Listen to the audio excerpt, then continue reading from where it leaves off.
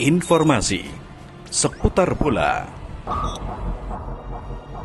Bolaku, bola kita. Persebaya versus PSM Makassar. Seperti markas Persib, fans Juku Eja dilarang lagi datang ke stadion. Dikutip dari tribuntimur.com, pertandingan Super Big Match Liga 1 2022-2023 antara Persebaya versus PSM Makassar akan tersaji pada pekan ke-26. Partai Persebaya versus PSM Makassar ini bakal berlangsung di Stadion Gelora Joko Samudro Gresik, Jumat 24 Februari 2023 sore. Tentunya pertandingan ini penting bagi Persebaya Surabaya dan pastinya untuk skuad PSM Makassar. Skuad Persebaya mencoba bangkit kembali setelah mereka kalah secara tragis dari Bali United pekan lalu. Setelah rentetan 6 kemenangan beruntun, tim Persebaya takluk 4 gol tanpa balas dari Bali United.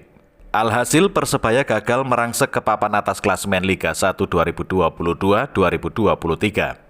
Tim asuhan Aji Santoso turun ke posisi 7 dengan perolehan 37 poin. Namun momen menggerek posisi Persebaya ke papan atas kembali terbukti kala menjamu PSM Makassar di pekan ke-26 nanti. Hanya saja bukan perkara mudah bagi Persebaya menaklukkan PSM Makassar di laga lanjutan Liga 1 2022-2023 ini. Pasalnya PSM Makassar saat ini tengah on fire. 5 laga beruntun PSM Makassar menyapu bersih kemenangan. Di pekan ke-25 PSM Makassar menekuk wakil Jawa Timur lainnya Persik Kediri dengan 2-1 di Stadion B.J. Habibie. Dengan kemenangan itu PSM Makassar masih menjauhi Persib Bandung dan Persija Jakarta sebagai pemuncak klasemen. Saat ini PSM Makassar mengoleksi 53 poin dari 25 pertandingan. Skuad Persib Bandung di posisi kedua dengan perolehan 49 poin dari total 24 pertandingan. Kemudian Persija Jakarta di posisi ketiga dengan mengoleksi 47 poin dari 24 laga pula. Inilah yang kemudian menjadi alasan laga Persebaya versus PSM Makassar akan menarik disaksikan. Terlebih lagi duel Persebaya versus PSM Makassar merupakan duel klasik. Sejak era Perserikatan Persebaya dan PSM Makassar kerap menyajikan pertandingan dengan tensi tinggi. Di Liga 1 2022-2023 ini PSM Makassar menaklukkan Persebaya pada putaran pertama dengan skor telak 3-0. Bagi skuad Persebaya, kekalahan di putaran pertama wajib dibalaskan. Sayangnya laga klasik Persebaya versus PSM Makassar di Stadion Gelora Joko Samudro tidak bisa dihadiri supporter tim tamu. Berdasarkan informasi yang diperoleh Tribun Timur, pihak kepolisian dalam hal ini Polres Gresik menggelar rapat koordinasi jelang laga Persebaya versus PSM Makassar. Dari hasil rapat tersebut muncul 5 rekomendasi. Pada poin kelima rekomendasi yang diajukan pihak kepolisian pada laga Persebaya versus PSM Makassar menggambarkan tentang pembatasan jumlah penonton. Masih pada poin tersebut juga dijelaskan bahwa supporter dari tim tamu dalam hal ini PSM Makassar dilarang hadir.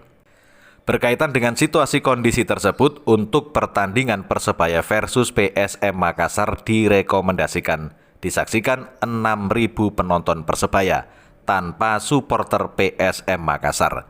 Bunyi poin 5 rekomendasi Polres Gresik. Hingga berita ini diterbitkan, belum ada konfirmasi lebih lanjut terkait rekomendasi tersebut. Pihak Tribun Timur masih berusaha mengkonfirmasi pihak terkait mengenai keputusan atau rekomendasi laga Persebaya versus PSM Makassar ini. Jika keputusan ini dijalankan, maka sudah 2 laga supporter PSM Makassar dilarang mendukung langsung timnya pada laga away.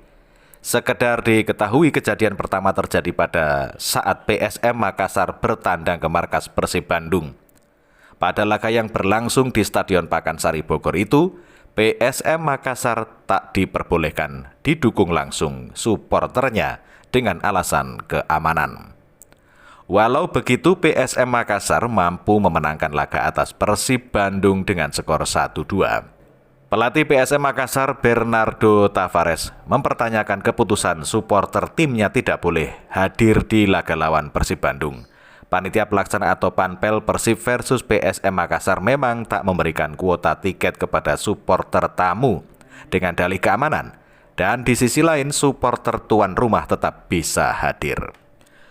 Persib menjamu PSM Makassar di Stadion Pakansari Bogor, Jawa Barat pada Selasa lalu 14 Februari 2023 pukul 16.00 WITA. Lini serang Persebaya mandul, Aji Santoso belak-belakan, ungkap penyebabnya.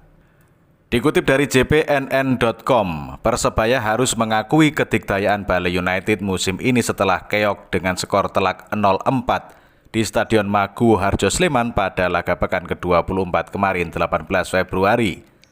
Kekalahan ini mengulang laga pertama Liga 1 2022-2023 September 2022 lalu di Stadion Gelora Bung Tomo GBT Surabaya.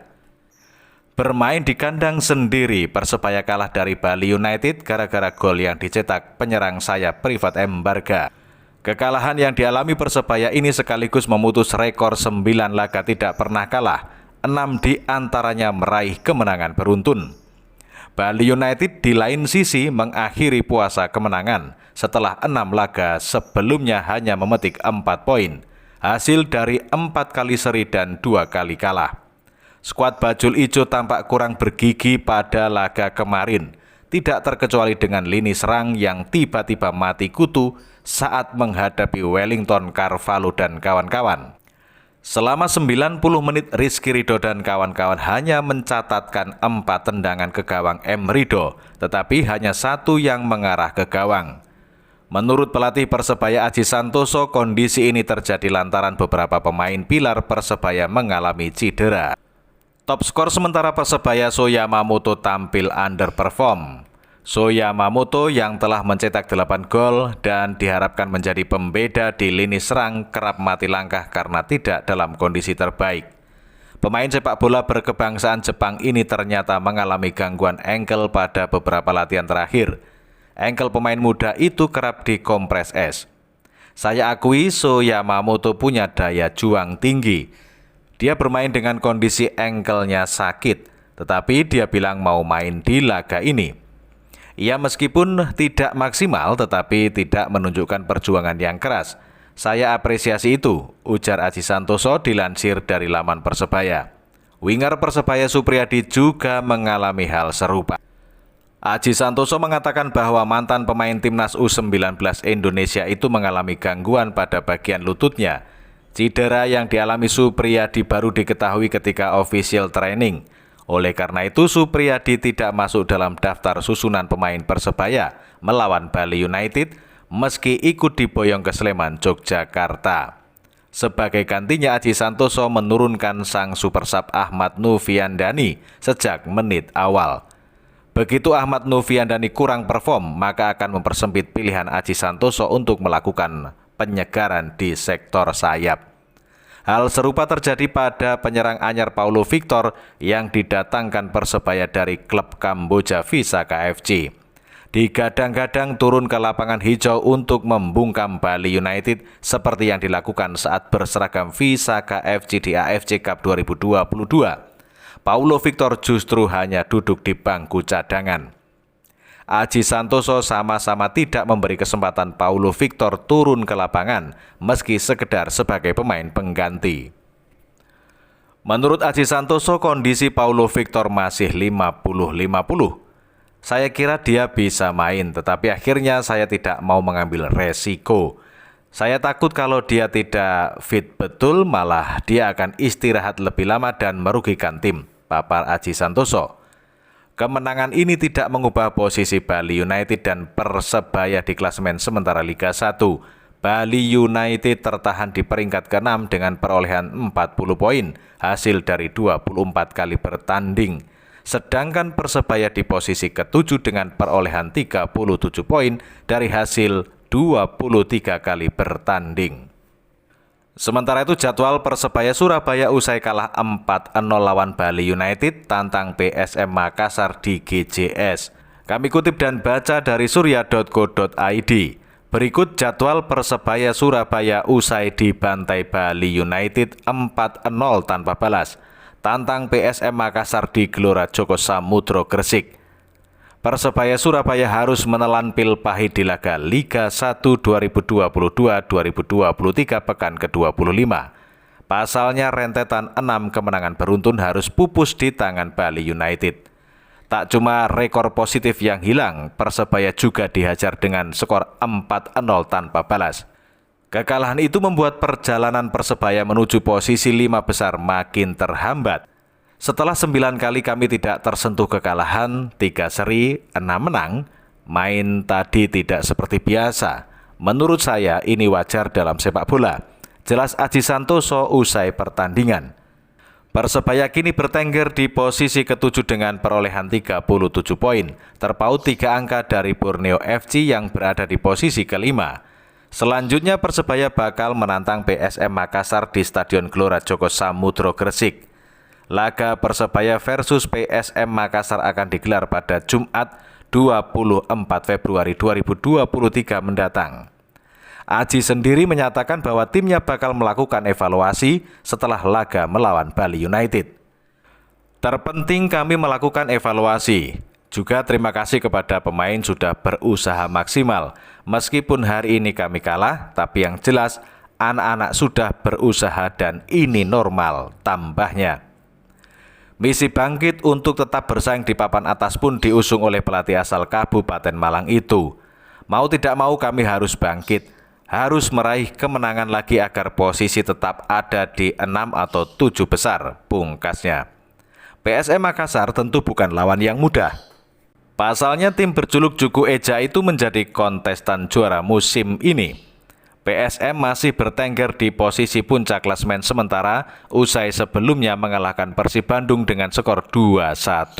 Di pekan ke-25 ini, PSM baru akan bertanding melawan Persik Kediri pada hari Minggu. Artinya Persebaya memiliki waktu recovery lebih lama setidaknya 1 hari daripada Wiljam Pluim CS. Mampukah Persebaya bangkit dari keterpurukan? Atau justru PSM Makassar yang bakal menjadikan Persebaya batu loncatan untuk tetap eksis di posisi puncak? Informasi seputar bola. Bolaku, bola kita.